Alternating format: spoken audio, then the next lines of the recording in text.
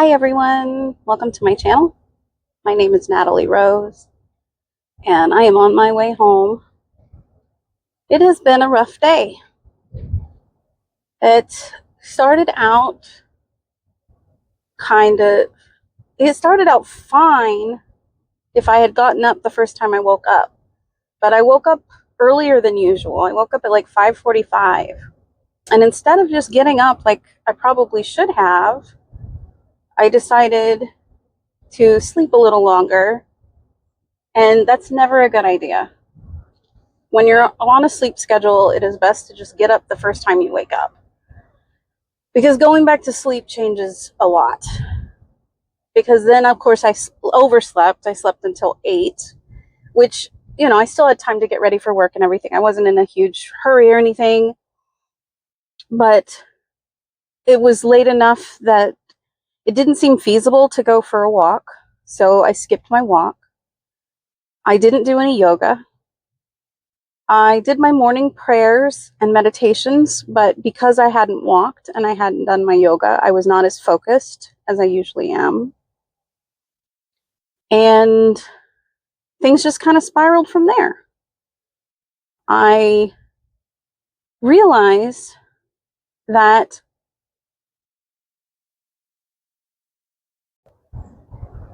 I am addicted to food.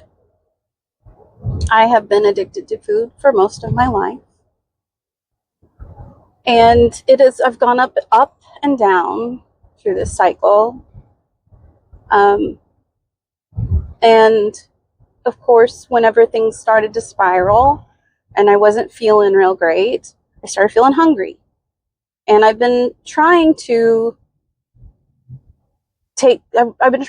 work my way into fasting, because I feel that a lot of people have gotten a lot of benefit out of doing fasts spiritually. And so I want to be able to do that. But I've always dealt with glycemic problems. And when I was pregnant, I had gestational diabetes. And so glucose is an issue for my body, and it always has been. And when I get hypoglycemic, I get very, very irritable and angry, and it's difficult for me to regulate my emotions. So now that I realize that a lot of these things that have been plaguing me my whole life can probably be fixed spiritually, I'm kind of trying to work my way into fasting. And so I've been eating a minimal lunch and then waiting until sundown to eat dinner, and eating, a healthy dinner with a lot of nutrients, because my lunch is very minimal. I don't eat breakfast. I just drink water for breakfast. So I am doing already intermittent fasting. And I am getting a benefit from it. But of course, today when I wasn't feeling so great, I started feeling hungry. And then my husband texted me and said, "Hey, I'm going to this Mediterranean place. Why don't you take a look at the menu and let me know what you want?" And I got excited. I was so excited. And I started kind of looking through the menu, and I picked out what I wanted. And we got kind of busy at work, so I wasn't able to text him right away. And by the time I did get around to texting him, it was too late. And he'd already gotten home, and he had just gotten me something different. And I got really, really sad and almost went into tears.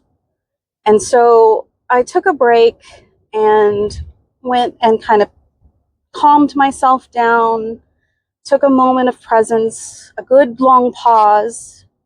A short pause wasn't going to do it for this. And I talked to my higher power, and I realized that I am behaving toward food the same as if it were an addiction. And the only thing I can do at this point is, I realize now I can't control this by food moderation or portion control or any of the things that I had been trying. I have to treat it as an addiction, so I have to surrender. I have to surrender it to my higher power, and I have to try to let my higher power take away the obsession. And this got me thinking that there is definitely a shadow that I haven't addressed yet that is making me obsess over food. And it sucks because something like this, you can't just stop eating. You can't abstain. It's something that you have to survive. So I have to really, really put my faith in my higher power and hope that this obsession will be taken from me. But I have to do the work in order to get to the root of it. And I started thinking about when I am clearing my chakras and doing energy work and building my shield, I noticed this huge gap. It feels like a gap or a hole or this dark area around my back, my rib cage, and my heart and my stomach. And I had wondered about it for a long time. For months, I've wondered about this, but it was getting less and less. And the more work I do, the better it gets. But I always feel it. And so I started really kind of pondering what it is.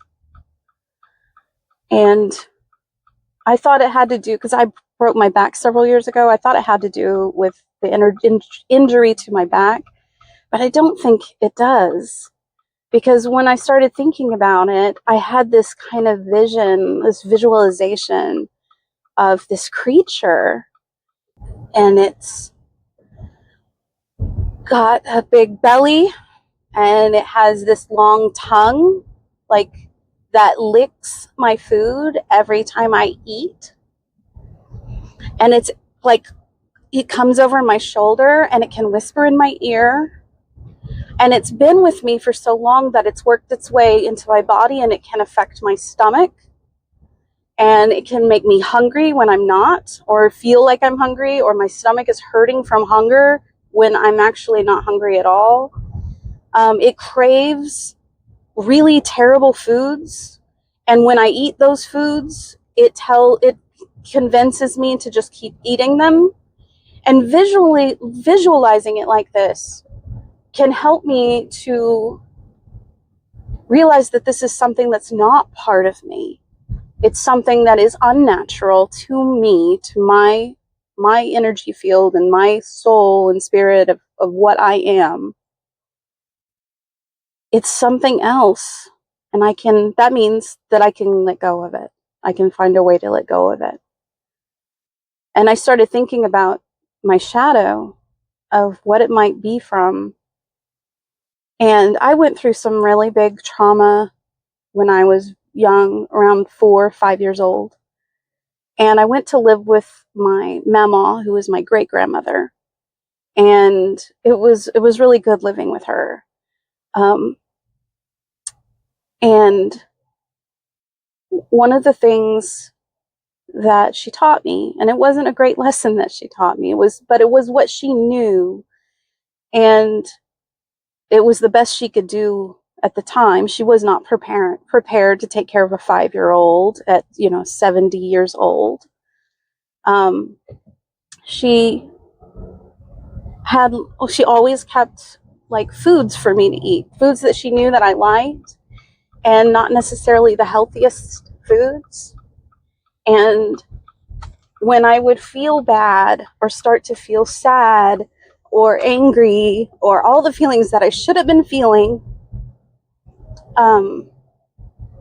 from the trauma, I would eat. I would eat pudding pops. She had like those pudding pop popsicles. I love those just even to this day. Like canned ravioli, like things that I really, really loved and tasted really good to me, and it just, but weren't very healthy for me, unfortunately. And it just took that pain away. It covered it up. It stuffed it down so that I didn't have to feel it. And at the time, that was the best thing for me. I probably needed therapy, but at the time, we didn't know how badly traumatized I was, or I especially didn't know. And that's the way that she dealt. My mama, that's how she dealt with her emotions and feelings. And so I realized that this shadow comes from that, my stuffing of my emotions, that I have been working through that trauma from that time. It's slow going, still working on it. It's very deep seated, so it's going to take as long as it's going to take. But that's, at least that gives me an idea of where to start, to start picking away at what is causing my overeating, my food obsession. And so wish me luck. And I'm going to do my best to get rid of this little thing I'm carrying around. And I'm going to get through it. And I'm going to surrender and trust my higher power. And that's all I can do. That's all I can do. And when I have bad days, it's just a bad day. It's not the end of the world. I got through my day. I felt a lot of grief and, sadness around kind of bringing up that stuff, but it'll be all right. I'll work my way through it. Maybe not at work is not probably the best place to be doing shadow work. But I gotta look at it. I gotta look at that shadow. So I hope y'all have a great day, and I love you all.